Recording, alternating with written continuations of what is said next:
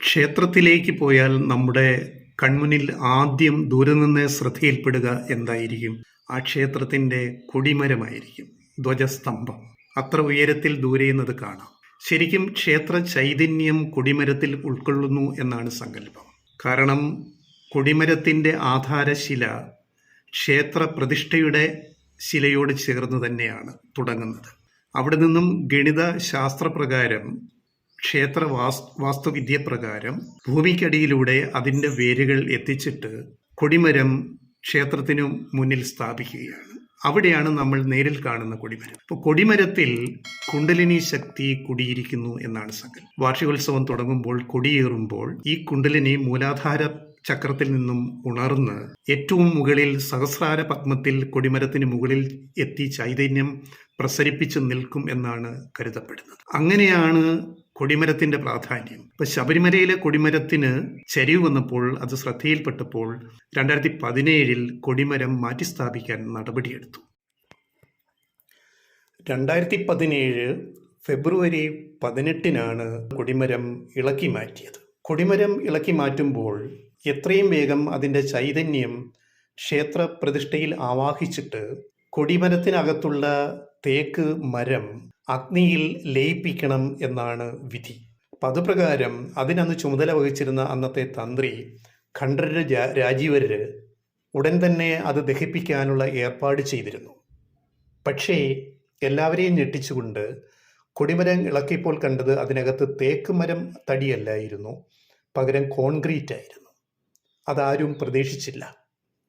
എങ്ങനെ കോൺക്രീറ്റ് വന്നു തടിക്ക് പകരം? പിന്നെന്തു ചെയ്യും? യഥാവിധി എന്താണ് ചെയ്യേണ്ടത്? അപ്പോൾ തന്ത്രി നിർദ്ദേശിച്ചു, കൊടിമരത്തിനകത്തെ കോൺക്രീറ്റ് അടിച്ച് പൊടിച്ച് പൊടികളാക്കി പമ്പാ നദിയിൽ ഒഴുക്കുക. അങ്ങനെയാണ് ആ ദൗത്യം പിന്നീട് പൂർത്തീകരിച്ചത്. തുടർന്ന് 2017 തന്നെ ജൂൺ 25 പുതിയ കൊടിമരം സ്ഥാപിച്ചു. പുതിയ കൊടിമരത്തിന് തടി കണ്ടെത്തുക എന്നതായിരുന്നു ദേവസ്വം ബോർഡിന്റെ മുന്നിലുള്ള ഏറ്റവും വലിയ വെല്ലുവിളി. ഏറ്റവും നല്ല തേക്ക് കിട്ടുന്ന നിലമ്പൂർ കാട്ടിൽ പോയി തേക്ക് കൊണ്ടുവരാം എന്ന് ആദ്യം ദേവസ്വം ബോർഡ് ഭാരവാഹികൾ ആലോചിച്ചു. പക്ഷേ അയ്യപ്പ സേവാ സംഘം പോലുള്ള ചില സംഘടനകളും ഒക്കെ നിർദ്ദേശിച്ചു, കോന്നി വയക്കര വനത്തിൽ നല്ല തേക്കുണ്ട്, അവിടെ നല്ല തടി കിട്ടുമെങ്കിൽ നമുക്ക് അതുപോലെ എന്ന നിർദ്ദേശം വന്നപ്പോൾ ദേവസ്വം ബോർഡ് അത് അനുകൂലമായിട്ട് കാണുകയും അങ്ങനെ വയക്കര വനത്തിലെ തടി കണ്ടെത്താൻ അതിന് അറിവുള്ള ഒരാളെ നിയോഗിക്കുകയും ചെയ്തു.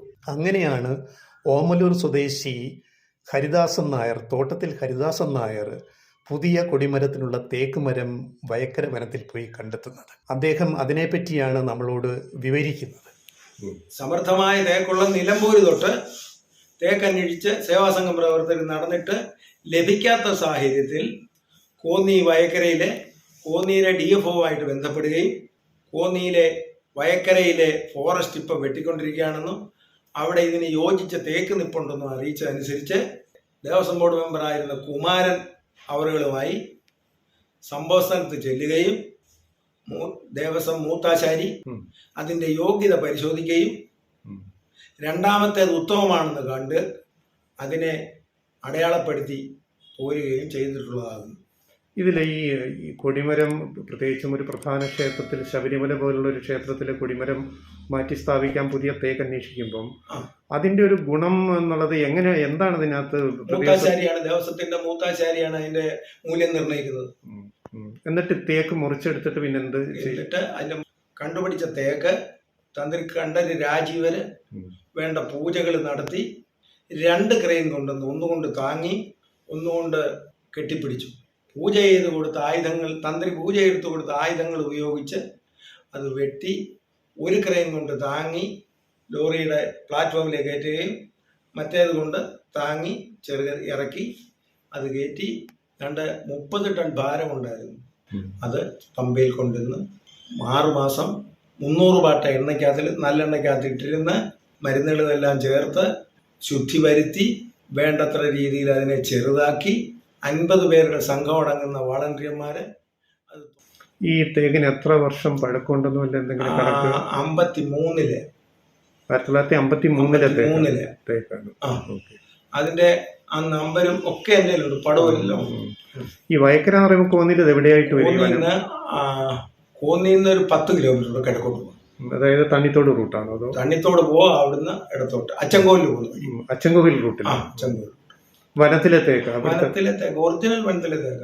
അപ്പൊ ഇതിന് വനം വകുപ്പ് പൈസ എത്ര? വനം വകുപ്പ് പൈസ 5 ലക്ഷം രൂപ ഇതിനെ മതിച്ചു.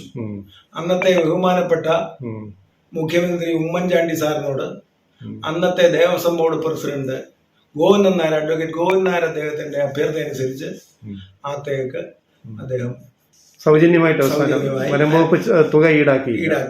അവർ 5 ലക്ഷം ചോദിച്ചിരുന്നു. 5 ലക്ഷം കണക്കാക്കുന്നതിന്റെ വില, മതിപ്പ് വില, ഓരോ മൂല്യമാണല്ലോ ഓരോ തേക്കിന്. പക്ഷെ സൗജന്യമായിട്ട് തന്നു. സൗജന്യമായിട്ട് ഉമ്മൻചാണ്ടി അദ്ദേഹം തന്നു. ഈ പഴയ കൊടിമരത്തിൽ നിന്ന് തടി മാറ്റാനുള്ള ഒരു കാരണം ഇല്ലായിരുന്നു. തടി ഇല്ലാത്ത കോൺക്രീറ്റ് ആയിരുന്നു. അതിന് ചരിവുണ്ടായത് തന്ത്രി അഖില ഭാരത അയ്യപ്പ സംഘത്തിന്റെ അടുത്ത് പറഞ്ഞു, നിങ്ങളൊരു തേക്ക് തരണം. അങ്ങനെ ഞങ്ങളത് ശിരസ വഹിക്കുകയായിരുന്നു. അപ്പൊ ഇത് എവിടെ നിന്ന് ഇതിന് മുമ്പലത്തെ തേക്ക് കിട്ടിയെന്ന് ഞങ്ങളെല്ലാം അന്വേഷിച്ചു. അല്ല, ഈ പഴയ സ്വർണ്ണക്കൊടിമരത്തിനകത്ത് കോൺക്രീറ്റ് ആയിരുന്നു. അപ്പൊ ഞങ്ങളും അന്വേഷിച്ചു, തേക്കാണോ ഇല്ല, ഇത് പൊളിക്കാതെ അറിയത്തില്ല. അപ്പൊ അടുത്ത കാലത്തെങ്ങും പമ്പയിലോ പരിസരത്തോ ഒരു തേക്ക് വെട്ടി അവിടെ എത്തിക്കാനുള്ള പവർ ഇല്ല. അപ്പൊ അതല്ലാന്ന് ഞങ്ങൾ തന്നെ മനസ്സിലാക്കി, കോൺക്രീറ്റ് ആണെന്ന് മനസ്സിലാക്കി. അപ്പൊ അങ്ങനെ കോൺക്രീറ്റ് പറഞ്ഞാൽ അതിന് അത്രയും വർഷം മുമ്പ് അത് കോൺക്രീറ്റ് ചെയ്താന്ന് പറഞ്ഞാൽ കുറച്ച് കമ്പി അന്ന് കോൺക്രീറ്റ് ഉണ്ടല്ലോ, ബലത്ത കോൺക്രീറ്റ് ഉണ്ടല്ലോ, സുർക്കിയോ പോലുള്ളതായിരിക്കും. അപ്പൊ ഒരുപക്ഷെ ഈ മുമ്പ് ശബരിമല ക്ഷേത്രത്തിൽ ഒരു തീ പടർന്ന് അന്ന് പണ്ടുള്ളത് പിന്നെ നശിച്ചു പോയിട്ട് പിന്നെ വന്നതായിരിക്കും ഈ കോൺക്രീറ്റ്, ഇല്ലേ? ആയിരിക്കണം, അതിന് സാധ്യതയുണ്ട്. അത്രയും അറിയത്തില്ല. മുമ്പൊരു വനത്തിലൊരു തീ പടർന്ന്, വനത്തിലല്ല അമ്പലത്തിന് തീ വെച്ചതായിട്ടൊരു ചരിത്രം പലതും നശിച്ചു പോയത്. അത് കൊടിമരത്തിനെ ബാധിച്ചിട്ടുണ്ടോ എന്ന് അറിയത്തില്ല. കൊടിമരം ഒന്നും ഉണ്ടായിരുന്നോ ഇല്ല എന്നുള്ളത് ഇനി ചരിത്രം പഠിക്കണം. എന്തായാലും ഇതൊരു ദൗത്യമായിരുന്നു. തേക്ക് പുതിയ തേക്ക് എന്റെ ജീവിതത്തിലെ ഒരു വലിയൊരു ഭാഗ്യമായിട്ട് ഞാൻ കണക്കാക്കുന്നത്. എന്നെ കൺവീനറായി പ്രഖ്യാപിച്ചുകൊണ്ട് ഞാൻ പോലും അറിഞ്ഞില്ല, ഒരു മനോരമ പത്രത്തില് ഒരു ഇതിങ് വന്നു. അപ്പം തൊട്ട് ഞാൻ സജീവമായി. ശബരിമലയുടെ ചരിത്രത്തിൽ ആദ്യമായി വാർഷിക ഉത്സവം മാറ്റിവെച്ചത് ഈ കൊടിമരം മാറ്റി സ്ഥാപിക്കുന്നതിൻ്റെ സമയത്താണ്, 2017. എല്ലാ വർഷവും ശബരിമല വാർഷിക ഉത്സവം നടക്കുന്നത് മാർച്ച് 31 കൊടിയേറി ഏപ്രിൽ 9 ആറാട്ടോടുകൂടി അവസാനിക്കുന്നതാണ്.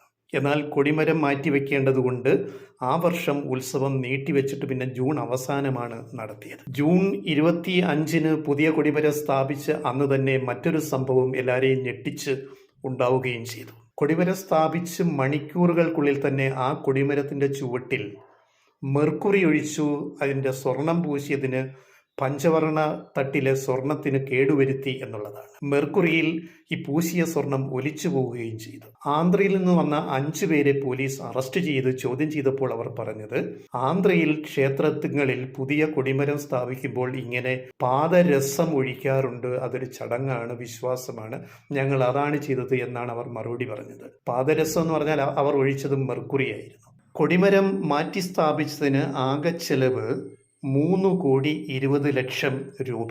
9 കിലോ സ്വർണമാണ് തേക്ക് മരത്തിന് പുറത്ത് കൊടിമരത്തിൽ പൂശിയത്.